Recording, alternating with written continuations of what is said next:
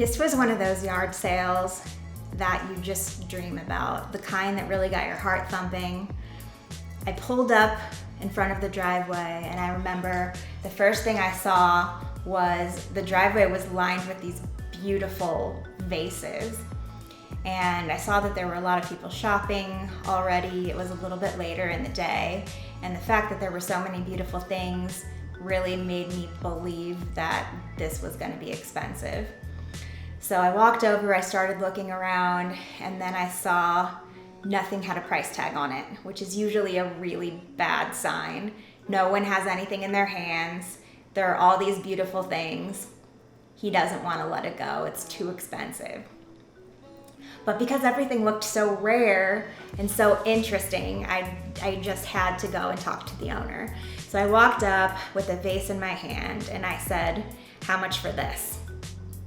And he started to tell me his story. He said, "Well, I really don't know what anything is worth. This is my mother's stuff. She was a hoarder, and I just want to see it gone." He's like, "How about $2? And my jaw dropped. I thought, $2? Okay. And then, I looked around and others had probably overheard, and it turned into a real frenzy. So I started thinking I have to shop really fast. There are so many good things and I want it all. And so I went first to the beautiful vases, and I tried to select a few of my favorites. So these are some of the ones that I selected. This first one here, this is a beautiful, really heavy, solid piece of pottery. It's birds and butterflies and flowers. It's peonies, and the bottom says, by Baum Brothers, Imperial Peony Collection, China. I just think it's beautiful. Such, earthy, good tones. I feel like so in Arizona, it's really windy, and a good heavy piece of pottery like this you can keep outside and put things in, and you don't have to worry about it blowing over in the wind. So I loved that.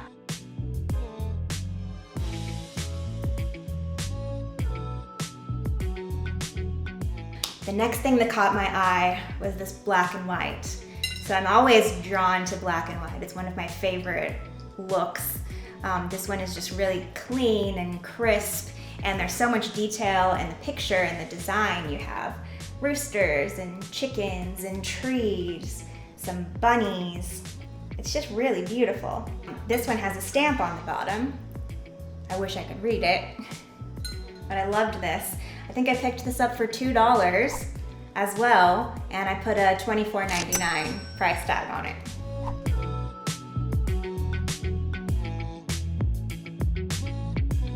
Okay, so this one was my all-time favorite. It's so heavy, and he threw in the stand with it. Paid $5 for this. It's just unbelievable. But look at the colors. Beautiful floral, greens and pinks and blues and purples and yellows, all trimmed with this beautiful, brilliant gold foil. Heavy, solid piece of pottery. It's numbered on the bottom. Just gorgeous. $5. I sell a lot of these in my antique booth, and I know the value, and I'm positive that I can get $85 for this vase. A very easy $80 profit there. So this is a beautiful set of 2 foo dogs. I see these a lot when I go to estate sales. People like to put them on their fireplace mantles or their bookshelves. It's just really an interesting piece.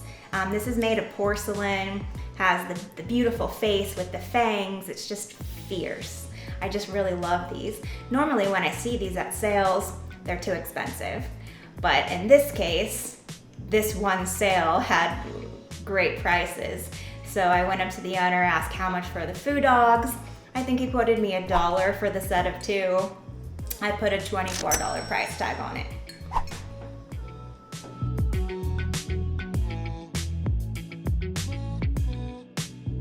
So I saw a table, we're still on the same sale, full of cups and saucers. And I really love pretty little delicate fancy tea sets. And so I started to ask, how much would you like for the tea sets? And he said something insane, like 25 cents each. I didn't even hear him. I just went crazy. I asked, do you have any boxes? I think I ended up with 3 full boxes of tea sets, 25 cents each. This one is one of my favorites. It's just a really delicate, detailed yellow with gold trim and that beautiful iridescent pearl on the inside. On the bottom, it's stamped. It says Royal Sealy China, made in Japan. And it's got the beautiful seal on the bottom. I sell tea sets pretty frequently in my antique booth, and normally I put a price of anywhere between $7 and $9. So that's a pretty good turnaround on my 25 cents times 3 boxes.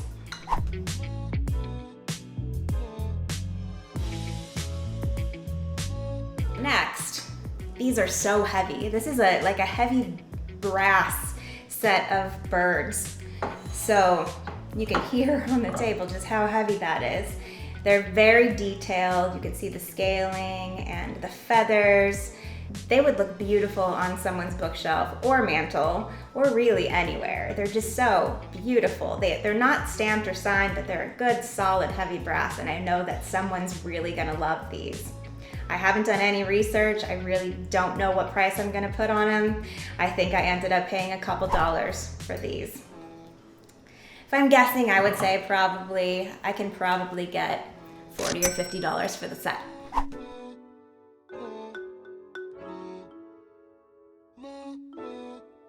So next we have this beautiful set. These are cast iron trains. So heavy. This, I'm guessing, is probably 4 pounds, maybe. This is an item that a lot of times turns out on the market as reproductions. But one way that you can really tell is if you look at the hardware, and this has the really old hardware. This is a solid, good, hand-painted piece. So this is not a reproduction. I think he charged me $1 each for these. For this black one, I put $29.50.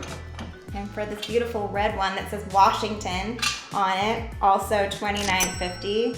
So I think I'll have no trouble getting $60 off of these 2 trains that I ended up paying just a couple of dollars for. It's really unbelievable.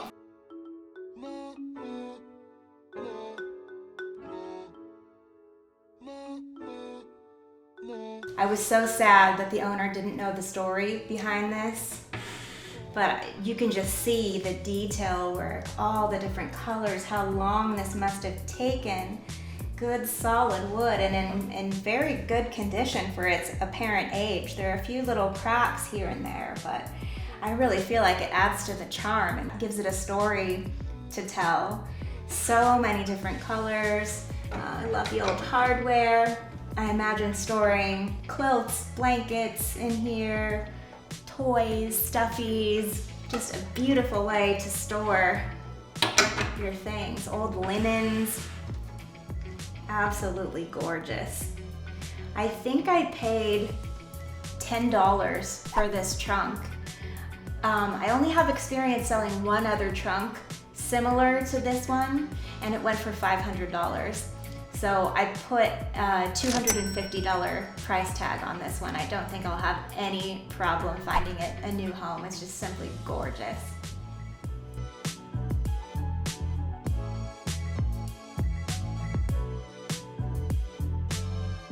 Finally, I want to show you this little beauty. So it's a school desk, obviously. It's turn of the century. It's one of the older ones. Beautiful weathered wood that's been untouched. The cast iron here says Peabody Stiglman Company, which was a really popular desk maker around the turn of the century.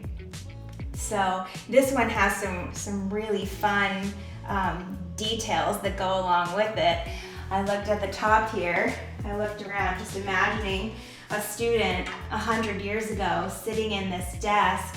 I see someone's carved hello in the top and then George up here. I see all kinds of beautiful ink stains from the original inkwell. I wouldn't touch those. I see underneath, I was delighted to see that the original gum is on the bottom of the desk. How many of you have ever taken a piece of chewing gum out of your mouth and put it on the bottom of your desk? I can just imagine someone doing that 100 years ago, and the gum survived. It's crazy to think about that the chewing gum someone was chewing 100 years ago outlived them. Makes me want to test the DNA on the chewing gum and see whose gum this was. Incredible piece of history right here. Picked it up for $10. I looked online, I found a few of these, not any really quite so old. Most selling for the $150 to $300 range. So I'm putting a $125 price tag on this one. I know someone's gonna love it.